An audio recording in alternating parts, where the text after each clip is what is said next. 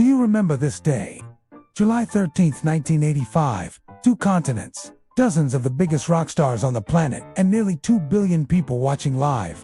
Yes, it was the day of Live Aid, the concert that tried to save the world. The idea began with musician Bob Geldof. He was shocked by footage of famine devastating Ethiopia.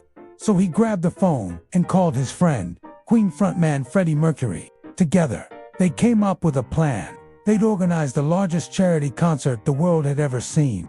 On that Saturday in July, Wembley Stadium in London and John F. Kennedy Stadium in Philadelphia became twin epicenters of a global broadcast. With 50 acts playing 6 hours each on 2 different continents, over 150 countries tuned in, making it the most widely broadcast sporting or musical event in history.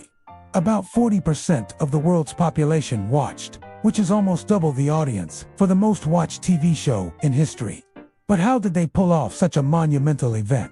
Well, when the idea was first pitched, some doubted it could be done, but Geldof and the crew were determined to make it happen. They only had 3 months to plan, but they managed to put together an all-star lineup of the biggest names in music from the 70s and 80s. Elton John, David Bowie, The Who, U2, Madonna, Led Zeppelin, Paul McCartney, and let's not forget, Queen. It was a star-studded event with an unbelievable lineup, but there was one problem. Not everyone was totally on board. Some performers had political differences with the Soviet Union, like US rocker John Mellencamp. Others, like the Beach Boys, didn't seem to grasp the gravity of the situation. Then there were rumors of disorganization, fights and arguments backstage, including a near brawl between the teams of 2 big stars. Still, on July, the world tuned in. Millions gathered at the 2 stadiums, while others watched at home with friends and family. For 6 straight hours, the music played. The performances weren't always perfect. There were sound issues, language barriers, even criticism about the amount of time some artists were given. But the energy was electric. In the end, it didn't matter if you were in London or LA, if you were 19 or 65, if you were a rock god or a nobody. On that day, you were part of something special. And no one felt that more than the people of Ethiopia. As the world united to help, they knew they weren't alone. And then there was Queen. Until Live Aid, the band had been through a lot. Freddie Mercury had recently come out as HIV positive.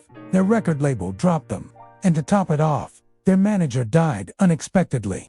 But on that July day, none of that mattered. From the opening piano notes of Bohemian Rhapsody to the thunder of We Will Rock You, Queen had the audience in the palm of their hands.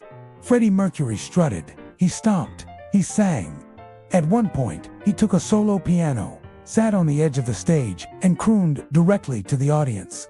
When he launched into the famous AO section of Bohemian Rhapsody, the entire stadium joined in. It was a caland response that echoed across the 70,000-strong crowd.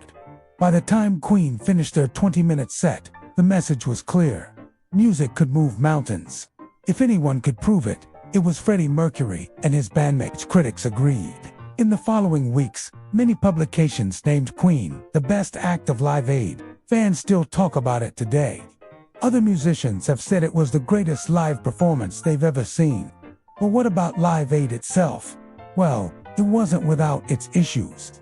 There were technical problems, complaints about the heat, and later, questions about where the money actually went. Still, over $125 million was raised, which adjusted for inflation is way more than $400 million.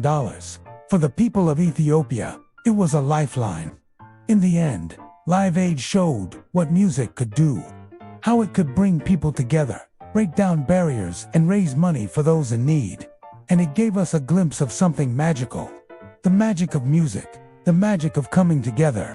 For those who watched, it was a day that changed everything. It was the day of Live Aid. Thank you for watching. If you liked the video, hit like and subscribe, and leave your suggestions for topics that we should cover in the future. See you next time.